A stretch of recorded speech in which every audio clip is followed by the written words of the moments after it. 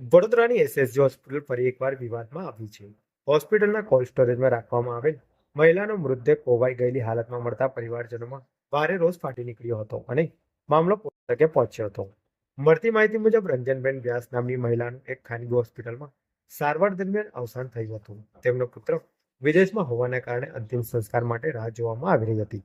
આથી મૃતદેહને 2 દિવસ પહેલા એસએસજી હોસ્પિટલના કોલ્ડ રૂમમાં સુરક્ષિત રાખવામાં આવ્યો હતો. 2 દિવસ બાદ પુત્ર વિદેશથી પરત ફરતા પરિવારજનો અંતિમ દર્શન માટે હોસ્પિટલ પહોંચ્યા હતા. ત્યારે કોલ્ડ રૂમમાં રાખેલો મૃતદેહ અત્યંત ખરાબ હાલતમાં ખોવાઈ ગયેલો જોવા મળ્યો હતો. મૃતદેહમાંથી દુર્ગંધ આવતી હોવાથી પરિવારજનોમાં આક્રોશ ફાટી નીકળ્યો હતો અને તેઓએ હોસ્પિટલ તંત્ર સામે બેદરકારીના ગંભીર આક્ષેપો કર્યા હતા. પરિવારજનોનો આક્ષેપ છે કે જવાબ માંગતા હોસ્પિટલ સ્ટાફે ઉદ્ધતાઈભર્યું વર્તન કર્યું હતું. પરિસ્થિતિ તંગ બનતા રાવપુરા પોલીસ સ્ટેશનને જાણ કરવામાં આવી હતી. પોલીસ કાફલો તાત્કાલિક હોસ્પિટલ ખાતે પહોંચ્યો હતો અને પરિસ્થિતિને કાબૂમાં લીધી હતી. આ ઘટનાએ હોસ્પિટલના કોલ્ડ સ્ટોરેજ સિસ્ટમ અને મેન્ટેનન્સ પર સવાલો ઊભા કર્યા છે. કોલ્ડ રૂમ કાર્યરત હોવા છતાં મૃતદેહ ખોવાઈ જવાની ઘટના કેવી રીતે બની તે મુદ્દે તપાસની માંગ ઉઠી છે.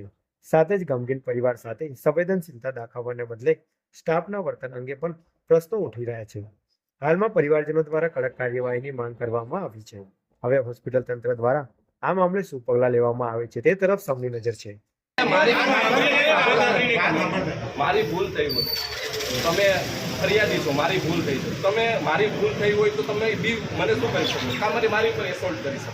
એસોલ્ટ કરીને તમે મારો, તમારો ગુસ્સો શાંત થઈ જશે. કરવાનું તો પાછું આપણે જે મારી માને કરી એ તો